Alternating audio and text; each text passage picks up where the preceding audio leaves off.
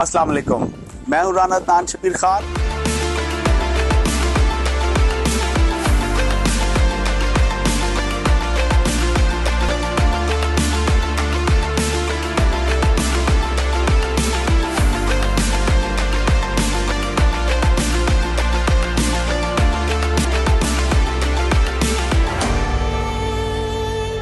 अस्सलाम वालेकुम, मैं हूं राना अदनान शबीर खान और आप देख रहे हैं नवाए फिक्र।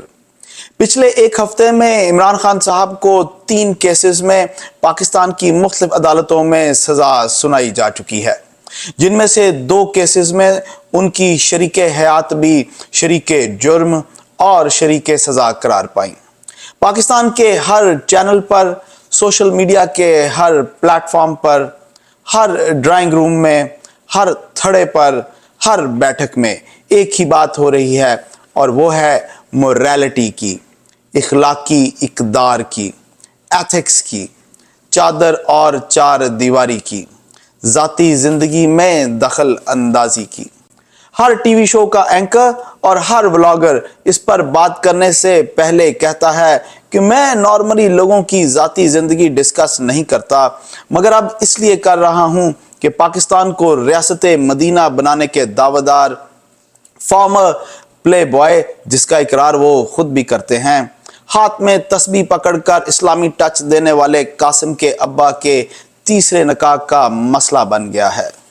मेरे लिए सबसे हैरत का मुकाम यह है कि पाकिस्तान तहरीक इंसाफ के लोग भी आज मोरालिटी, एथिक्स, चादर और चार दीवारी की इज्जत की बात कर रहे हैं। जिनके हाथों पाकिस्तान तहरीक इंसाफ के खिलाफ फैसला देने वाले जज, फौजी जर्नैल या पाकिस्तान तहरीक इंसाफ से नजरियाती इख्तलाफ रखने वाला कोई भी शख्स और उसका खानदान महफूज नहीं रहा। पाकिस्तान तहरीक इंसाफ के व्हाट्सएप और सोशल मीडिया के टाइगर्स जो वीडियो एडिटिंग और फोटोशॉप पर कमाल रखते हैं, उन्होंने माँ, बहन और बेटी के रिश्ते का ख्याल किए बगैर सोशल मीडिया पर वो कमालात दिखाए, वो ट्रेंड सेट किए कि खुदा की पनाह।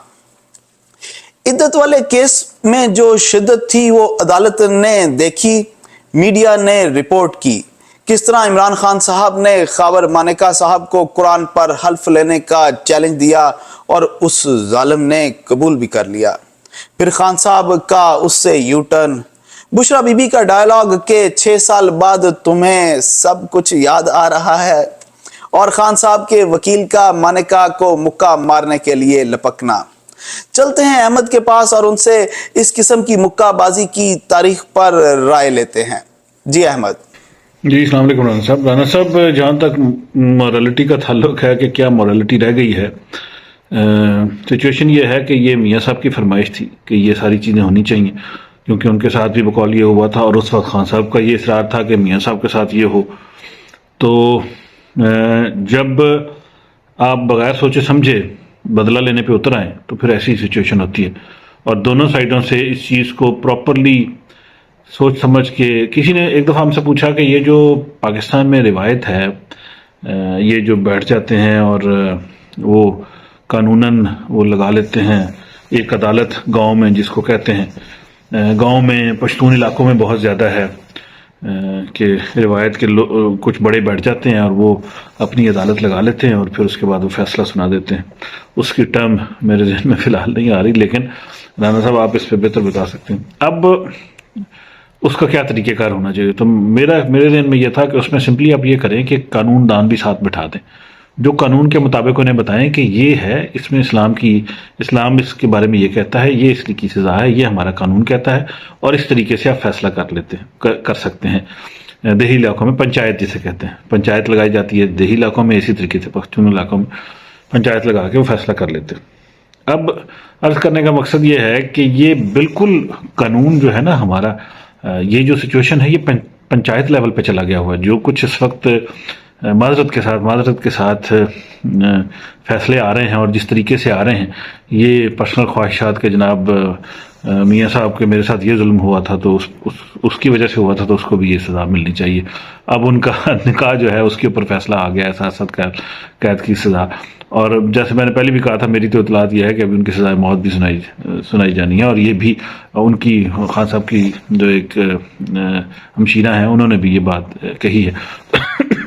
اور حسین حقانی صاحب ویسے تو واشنگٹن میں رہتے ہیں، پاکستان کے خلاف انڈین لابی کے لیے بھی کام کرتے رہے، پاکستان کے حالات پہ بولتے رہے. زرداری صاحب کے دوست نے ایک بات انہوں نے آج ٹویٹ کر دی اور انٹرسٹنگ تھی. انہوں نے یہ کہا کہ عمران خان کا اب جو ہے بانی پی ٹی آئی کا اب جو پیدائش کارڈ ہے نا، جس کو ہم کہہ لیں کہ جو پیدائش کا ان کا وہ ہے سرٹیفکیٹ، وہ کینسل کرنا باقی رہ گیا ہے اور پیچھے کچھ نہیں بچا ہے. اور یہ انتہا ہو گئی انتظار کی کہ جناب جو کچھ کیا جا رہا ہے یہ ایک مذہب کا بنتا جا رہا ہے قانون کا. اور جو قانون کو سمجھنے والے ہیں ان کو بھی تھوڑا سا اس کا خیال کرنا چاہیے کہ وہ کیا کرتے جا رہے ہیں.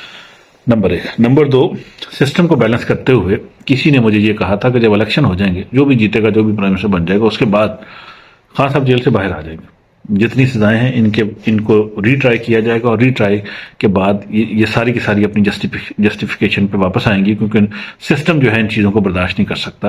یہ سسٹم کو ایک قسم کا ایکسٹرا ٹو سسٹم جو ہے نا چیزیں اور سزائیں دی جا رہی ہیں، اور جیسے یہ واپس اپنے بیلنس میں آئیں گی تو خان صاحب جو ہے واپس نہ صرف جیل سے باہر آئیں گے بلکہ پولیٹیکل سٹرگل کو بھی لیڈ کریں گے، خواہ وہ اپوزیشن میں ہو خواہ وہ گورنمنٹ میں ہو. آف کورس دھرنا وغیرہ نہیں ہوگا لیکن پارلیمنٹ کے اندر ہی شاید ہو، لیکن ہوگا خود ضرور. تو دیکھتے ہیں کہ یہ سارا سسٹم کیسے چلتا ہے اور پھر کیسے چیزیں آگے بیلنس ہوتی ہیں. جی رانا صاحب. عمران خان صاحب کو اپنے پرانے پلے بوائے امیج کو ختم کرنے کے لیے روحانیت یعنی اسپرچولزم کے سہارے کی ضرورت تھی. وہ پاکستان کے بے وقوف عوام، جن میں میں بھی شامل ہوں، کو یہ بتانا چاہتے تھے کہ جناب میرے اندر ایک بہت بڑی روحانی تبدیلی آ گئی ہے اور میں ایماندار، دیانتدار ہونے کے ساتھ ساتھ مذہبی آدمی بھی ہوں. ان کی بشرا بی بی سے شادی اور مختلف اولیاء اکرام کے درباروں پر الیکشن سے پہلے حاضریاں بریلوی اسکول آف تھاٹ کے ووٹ کو اٹریکٹ کرنے کے لیے تھیں، اس سے زیادہ کچھ بھی نہیں. عمران خان، بشرا بی بی، خاور مانیکا یا میاں محمد نواز شریف، ان تینوں کا ماضی ہمیں یاد رکھنا چاہیے. یہ نہیں ہو سکتا کہ ہم اپنے محبوب قائد کا وہ جو بھی ہیں ان کے ماضی کو تو بھول جائیں اور دوسرے لیڈران کا یاد رکھیں. اصول سب کے لیے ایک ہی ہونا چاہیے.